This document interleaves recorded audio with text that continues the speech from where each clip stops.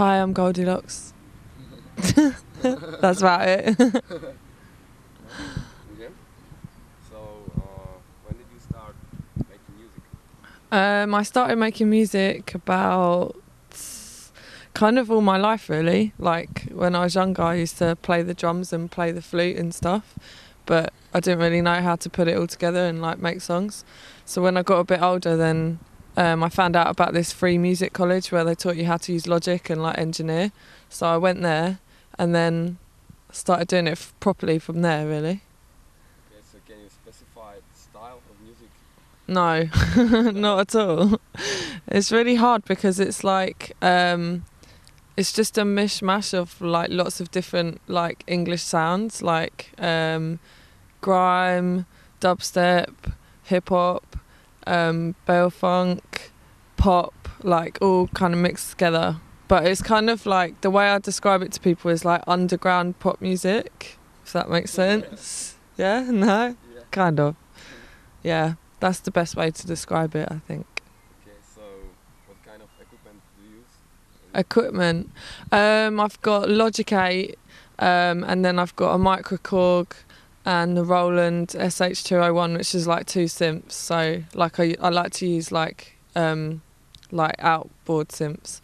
And then I've just got like a pretty cheap mic, and that's about it. Like a half decent sound card, but it's all pretty cheap and like just in a room in my house. So it's all like really basic, but it works well. Oh, and I've got an MPC as well that I do for drums. So. Okay, so you're a DJ, producer, singer. Yeah. So which part do you prefer, or is it? No, I really enjoy DJing. I don't as much enjoy like performing live, just because I find like when you DJ, it's actually like a bit more intimate with the crowd because you all like the same songs. Whereas when you play live, it's kind of like, this is my songs, now you have to like them. And I think like that's a bit weird sometimes. So, and then I really enjoy production because that's like where I started. So I'm much more like comfortable being in the studio or producing for other people than doing my own stuff, but I still enjoy making my own music. So So are you producing just for your own, or? No, yeah, I produce for like a lot of other people, like English artists. Like I've worked with Tinchy Strider, Example, Misog Kid, doing stuff with Benga and Scream. So like yeah but you haven't heard it yet, so but yeah, so it's all just like I try and do a bit of everything really. If I like someone, then I'll usually offer to make them something or get them in the studio and then we make something together. So Okay, otázku máš nějakou?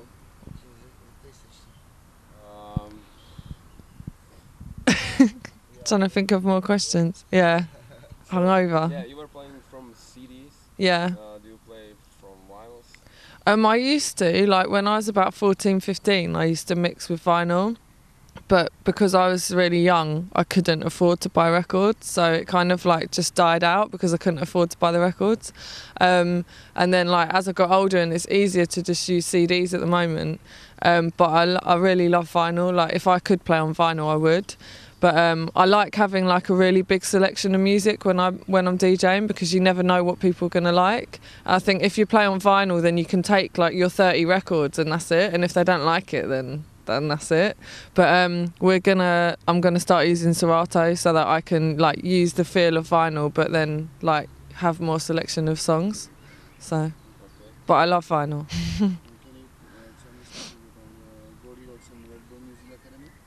Oh yeah, I went on the Red Bull Music Academy last year in Barcelona, and it was just like really good actually. I was kind of stuck at a point where I didn't really know what I wanted to do, and I wasn't really sure what music I was really into or where I fitted in, and so I was kind of a bit down about everything. And then I got onto the Red Bull Music Academy and went there, and it was just like a really good like creative process, like loads of other people making really good music. And no pressure, like could just do whatever we wanted to, like drink as much as we wanted to, go out every night. And then we had like lectures from like some of the most amazing like producers and artists. Like we met Chuck D, Bun B from UGK, like Mario, who's the Beastie Boys producer, Sly and Robbie. Like, we just met so many people who while we were out there, and it was just like a really good experience, and it kind of kick-started me into doing what I'm doing now, which is just being like more proactive with making music and putting it out. So you told me about your job in the UK, like you are teaching kids Yeah, music. yeah. Can you tell me something a little bit about it? Yeah, basically I work at a youth centre, so it's kind of a place where teenagers can like go after school or during the holidays, and I teach a music course, so I teach them how to use Logic and record vocals and all that sort of stuff, and just kind of teach them how to build drums and what timing is. Like, some of them haven't got a clue, and then others are really advanced, so it's like a real mix of kids, and a lot of them have like got in a lot of trouble with the police or been chucked out of school and stuff like that, so it's good to like try and get them engaged in something, and it's really good for me as well because they keep you on your toes all the time, asking questions and challenging me. But it's good, it's really good. So Are you nice to them? I'm nice to them most of the time until they start like drinking a Coke over the computer, and I'm like, stop, take the Coke away. But they're good most of the time. Like, it's really good to see them like when they first come there and they know nothing, and then within like 2 months then they're making like a whole song and it actually sounds like a song and not just like loads of noise. So it's really nice to see people like progress. So yeah, it's really good. And do you think it's a big difference DJing in UK and in Czech Republic? I don't know, not really, not in Czech Republic, because you guys seem to like a lot of the same music that I like grime, dubstep, garage and like stuff like that. It works really well here, whereas like when I've played in other European cities like Milan or Paris or whatever, they always kind of want like that really hard electro, like really, you know, justice kind of, like, which is cool like for a little bit, but my music that I love is like dubstep and grime, so if I can come here and play exactly what I could play in London, then that for me is like really good. So I was really happy that like we got to play the set that we did last night, because I had to bring loads of like other music just in case like people didn't like it, but it was really good, so I'm happy. So what do you feel about grime and dubstep scene right now in UK? I think the grime scene always really struggles, like always, just because of the stigma like surrounding it about violence and like aggression, and all the grime artists are kind of starting to sell out, basically, like making this, you know, the electro kind of like fall to the floor stuff, like the Dirty Good song, you know. So it's like, it's a bit of a shame to see that happen, because grime is such a good type of music and it's so English.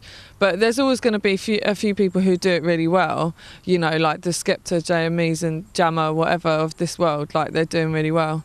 And then dubstep's just like crazy, like it's growing from like every day is just like getting so big.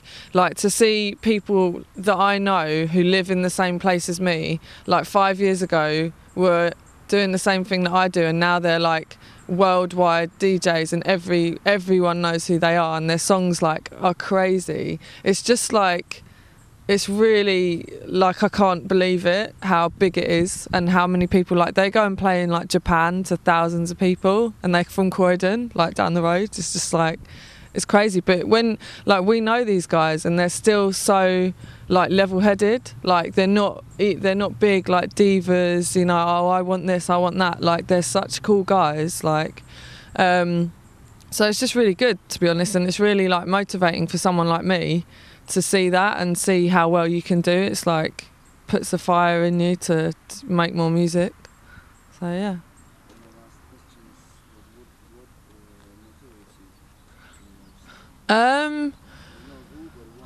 Yeah, I think I don't know. I'm not really like a money motivated person. I just love making music. Like, as I said before, like being in the studio for me is like the most exciting thing. Like starting something and then it being finished and being able to play it to people and people be like, "Wow, that's cool."